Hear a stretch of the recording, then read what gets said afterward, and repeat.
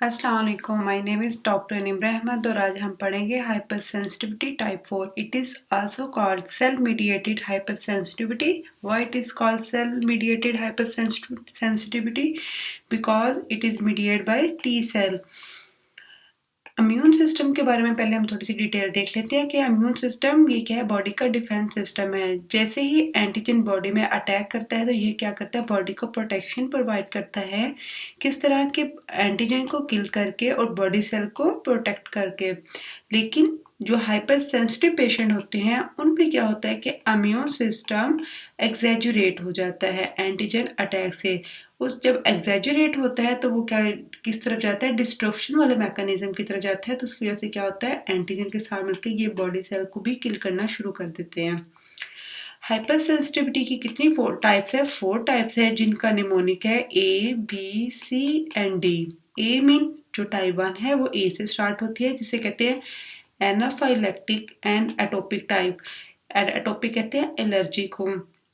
इस टाइम में क्या होता है कि मैस्ट सेल हैं जो कि रेस्टिंग स्टेट में है और ये क्या है, प्री सेंसिटाइज हैं।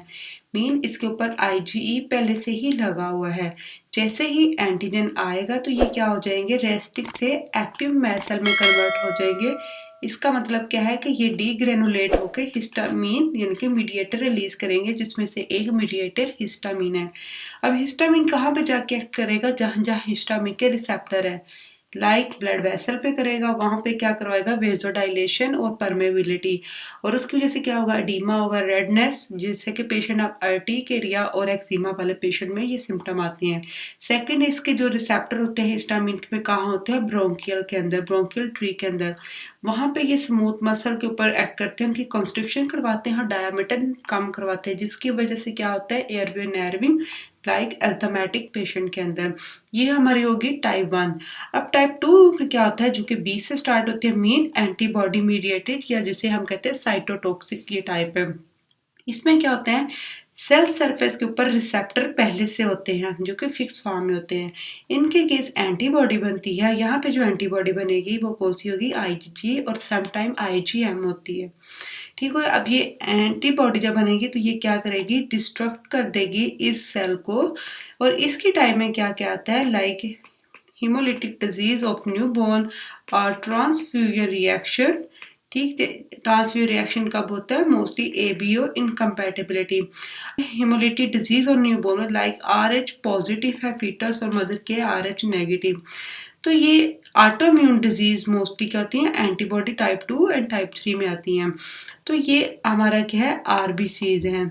अब आरबीसीज में क्या है, ये जो फीटस का उसके अंदर आरएच पॉजिटिव फैक्टर होगा, जब ये मदर के सर्कुलेशन मैटर होगा प्लेसेंटा के थ्रू तो उसके अगेंस्ट एंटीबॉडी बनेगी जो कि आईजीजी है, जिसे एंटी आरएच एंटीबॉडी कहते हैं। तो ये क्या कर देंगी, आरबीसीज के हेमोलिसिस करवा देंगी।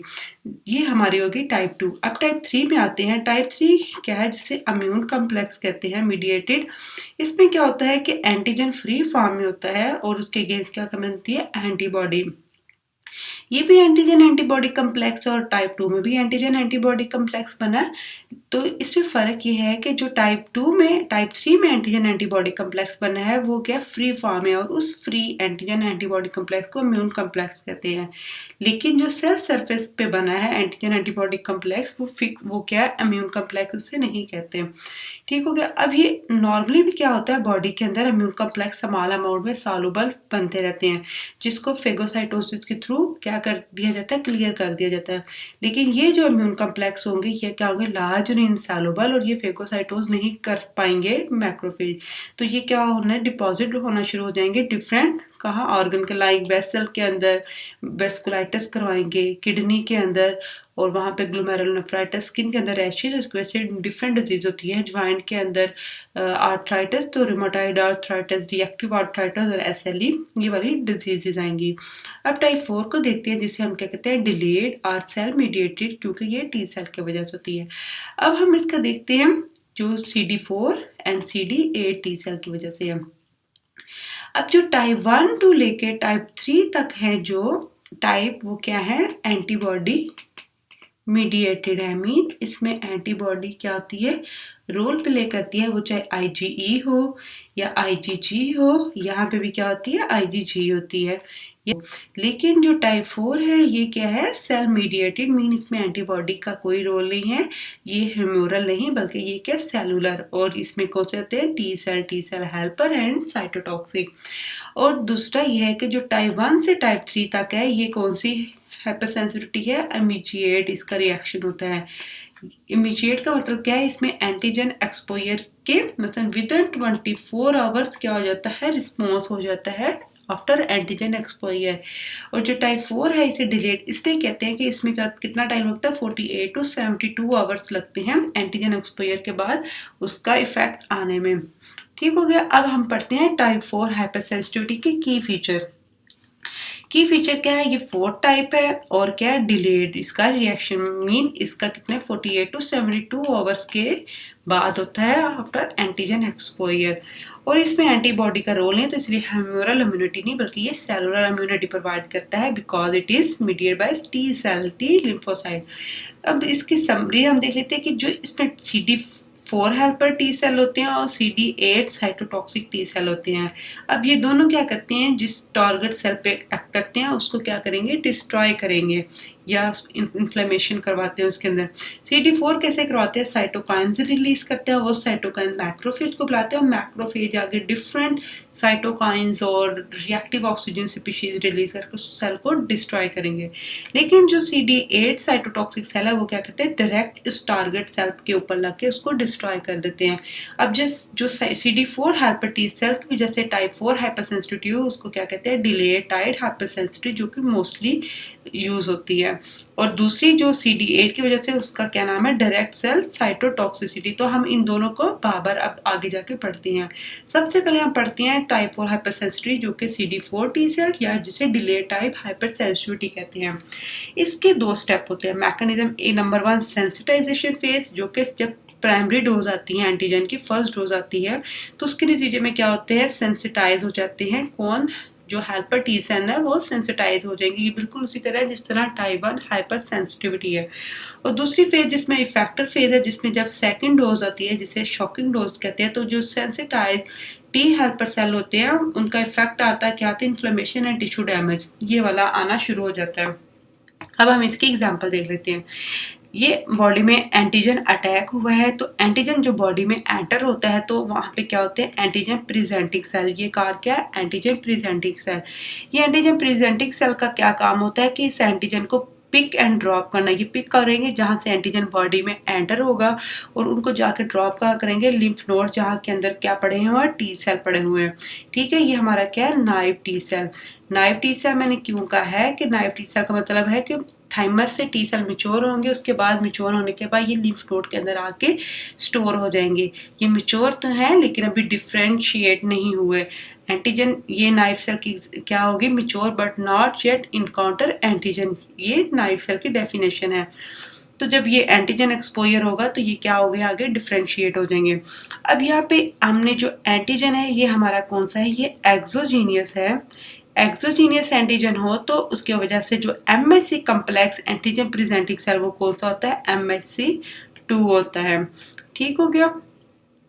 ये एंटीजन प्रेजेंटिंग सेल कौन कौन से होते हैं, macrophage, dendritic cell, B cell और लैंगरहैंस सेल। ये क्या है, एंटीजन प्रेजेंटिंग सेल, जिनका काम क्या है कि एंटीजन को प्रोसेस करके और इसके अंदर प्रोसेसिंग के दौरान MHC भी बनता है और वो क्या करते हैं, सरफेस के ऊपर एंटीजन को प्रेजेंट करते हैं टी सेल को, क्योंकि टी सेल डायरेक्ट एंटीजन से प्रेजेंट नहीं हो सकता, वो MHC के थ्रू होता है।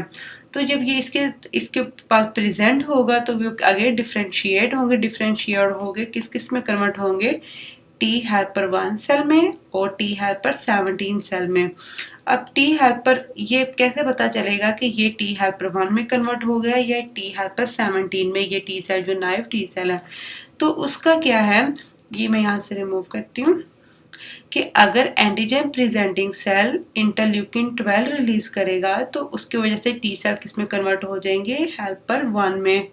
और अगर antigen presenting cell interleukin 1, interleukin 6 and interleukin 23 release करेंगे ये साइटोकाइंस, तो ये किस में कन्वर्ट होगा, हेल्पर 17 सेल में। इसका निमोनिक्स आप कैसे ऐसे याद रख सकते हो कि ऊपर 12 है, नीचे 6, यहाँ पे 1 और यहाँ पे 23 है, मीन 6, और अगर इन दोनों को बुलाए तो 24। तो अगर 12 का हाफ करें तो 6 और 12 का डबल करें तो 24। इस तरह ऊपर 12, 1, 6 एंड 23 हो गया। इसके अलावा जब ये डिफरेंशियल होते हैं इसके बाद ये इंटरल्यूकिन 2 भी रिलीज करते हैं, जो कि क्या है, ऑटोक्राइन। ऑटोक्राइन अपने ही ऊपर करने वाला ऑटोक्राइन ग्रोथ फैक्टर, जिसकी वजह से क्या होगा, ये टी सेल की डिफरेंशिएशन होगी। अब यहाँ तक क्या होगी, नंबर 1 सेंसिटाइजेशन फेज कंप्लीट होगी फर्स्ट डोज के साथ। अब ये सेंसिटाइज हो गया, अब सेकंड डोज एक्ट करेगी इसके ऊपर।